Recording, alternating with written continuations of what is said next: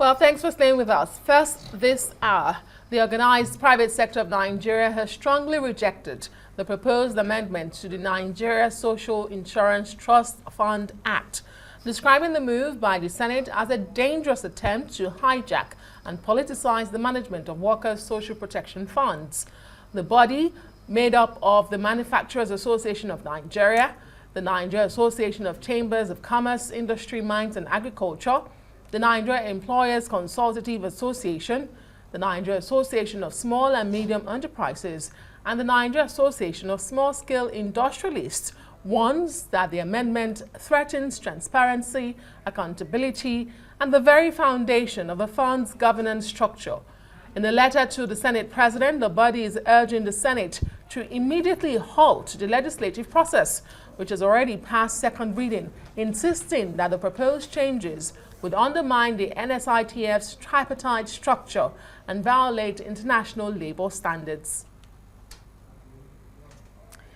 All right, joining us now to discuss the stance of Nigerian employers is Adewale Oyerinde. He's Director General, Nigeria Employers Consultative Association, NECA. Good to have you on Newsnight. Thank you. Good evening. Tonight.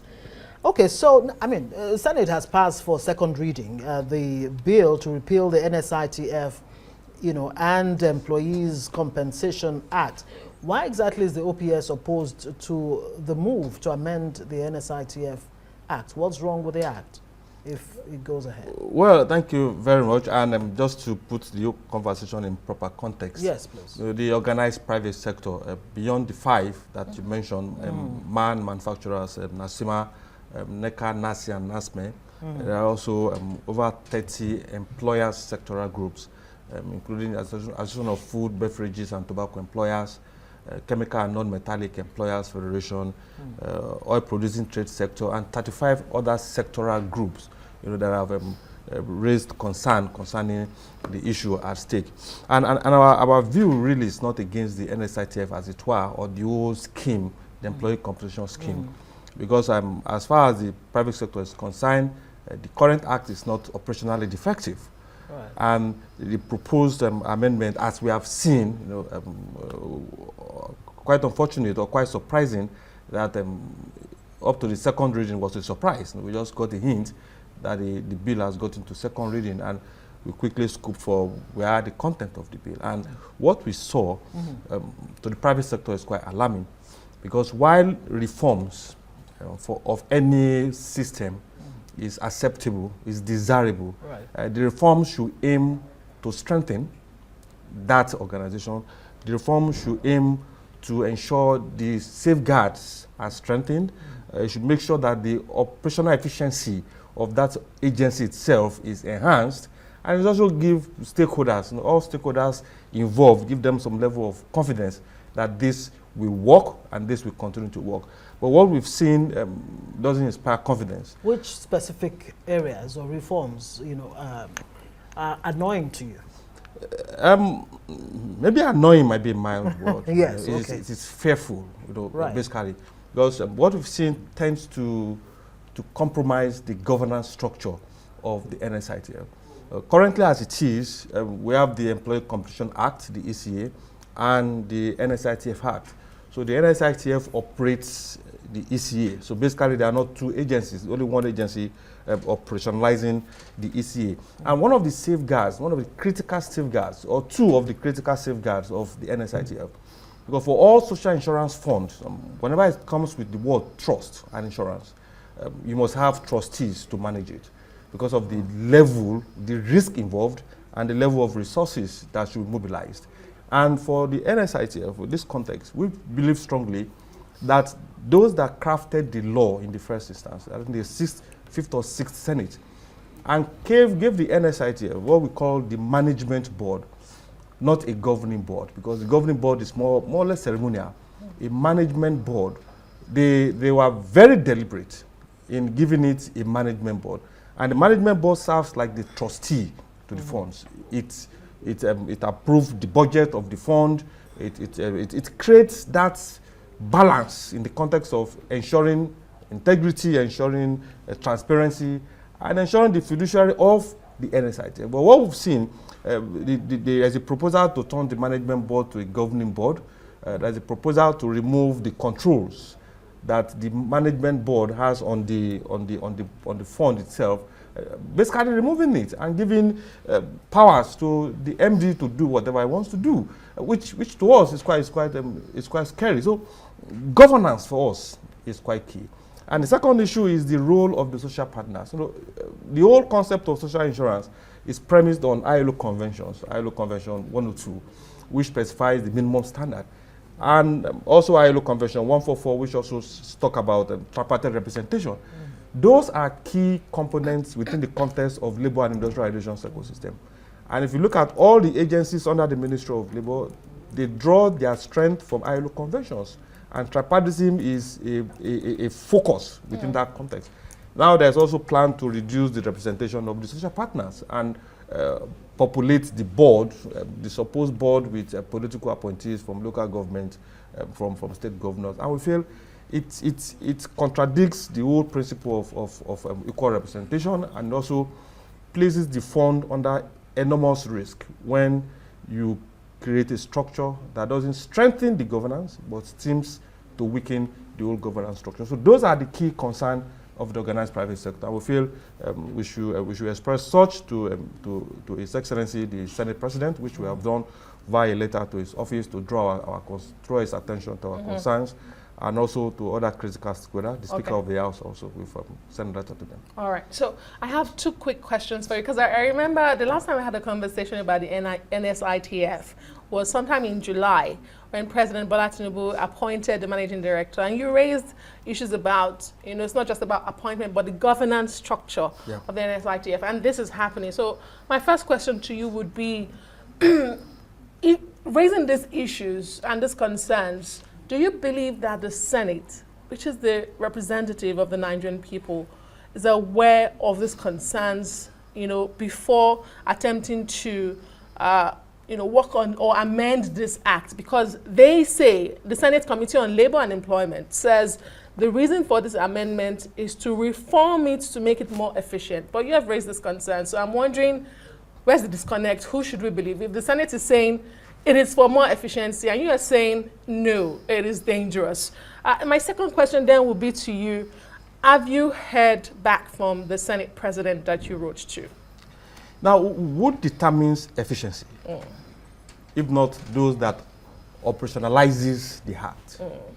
From our perspective, the act doesn't have any operational defect as it is. It has enormous safeguards. You have the management board that superintends, that oversees the managing director, that oversees the issue of compensation payment, that oversees the issue of complaints, peradventure there are disputes. The management board oversees those whole gamut of structures. There's also what we call the investment committees that comprises stakeholders, so comprises representative of NECA, representative of NACCIMA, representative of organized labor, representative of CBN. So they can also become another safeguard for the investment of the whole system. So the current act has enormous safeguards that ensures that no one individual or no one group can manipulate the whole system and make it compromise the risk of those funds. So nobody can claim or confirm the efficiency of a system apart from those that operationalize it. And I can tell you... In other words, the Senate is ignorant of how this act works. I wouldn't say ignorant, but as far as we are concerned, the private sector is not worried operationalizing the current safeguard, and we believe strongly the organized labor too has not raised any complaint. So we wonder where the issue of reforms, where it's coming from. If there's going to be any reform from our perspective, I think what we should focus on is the context of the Nigerian labor law itself. We have the Nigerian labor law that tripartite has worked on for many months now. We don't even know where the labor law is. So our concern, why the interest on the NSITF, where the principal act, which is at the soul and the heart of employees and employers' welfare, employees and employers' relationship, industrial harmony in this country, that is, the labor law is at the heart of it. Why have we kept the labor law? We don't even know where it is, as currently as it is. So why the haste in amending the NSITF Act, as I said, which has no operational defect as far as the private sector So is as far as concerned? you're concerned, if it ain't broke, don't fix it. If it doesn't, it's But, not broken, don't fix it. Sir. how exactly, will the amended act, if it does scale through? I mean, it's already, like we established, it's passed second reading already. How does it undermine, or how will it undermine employers and workers? Now, I think it's also important that we establish the fact that the employers are the principal contributors to the act, to the fund. We are the principal contributors currently, the significant contributors. So our interest should be taken into consideration. Secondly, notwithstanding the contributions, employers still remain the first responder. So if there are injuries in the workplace, you don't tell the employee that go to NSITF. You take the immediate steps to create first aid, and if the employee is taken to the hospital, you intervene in the first instance. That is out of the context of your contribution. And our view is that to guarantee that those that are injured during and in the course of work, they assess the kind of care, the kind of support that the Act provides for them. To do that, you need the funds to be available to those that need it. And how do you make the fund available to those that need it when they need it? It's by creating structures that make it difficult for any kind of compromise within that context of fund. Why we are not saying there are compromises, but the structures that guarantees that that fund remains sustainable, I think we should not withdraw the way. And but part of the provisions also for us that creates part of the issues while removing the whole responsibility of the management board and giving those responsibilities to the ministers, that the MD will report directly to the minister, while the management board, as we call it, now proposed to be a governing board, we play just like a ceremonial role. Okay. That is quite dangerous for this. So bottom line, they are taking the powers from the employers who are the significant contributors to the funds to government, is what they're trying to do. Not the employers. They are taking the controls that the management board, and the management comprises representative of employers, representative of organized labor. There's a representative of the CBN to ensure transparency, and there's a representative of the Federal Ministry of Labor. This sounds serious. I mean, for the safety and the rights of workers, but transparency, accountability, all of that. But I asked you a question earlier about response from the Senate president that you wrote to.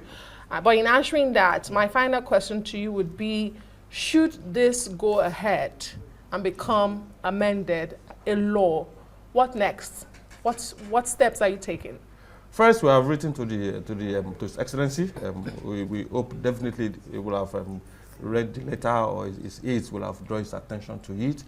We expect that the ideals of the NSITF that came up long ago, and the 6th Senate, that came up with those safeguards, I think they have a clear understanding of what is involved in this whole context, and that's why they came up with the concept of the management board. I believe strongly, from the antecedent of His Excellency, the Senate President and the Speaker, that they will take a critical look at all the issues we have. They're not frivolous issues. They're not personal issues. They're all about the fund. Second question is, what will the organized private sector do? As I said, the organized private sector remains the significant contributor, and you will not contribute and sit down and watch your ad. So bottom line is about the funds, really. It's about the funds. Okay. It's not about anybody basically. Right. It's about the safety of the fund, and the need for us to ensure the integrity, the transparency, and the safety of that fund. All right, thank you very much. Adewale Oyerinde is the DG, Nigeria Employers Consultative Association of Nigeria, NECA. Yeah, speaking for remove the of Nigeria, but it's Nigeria.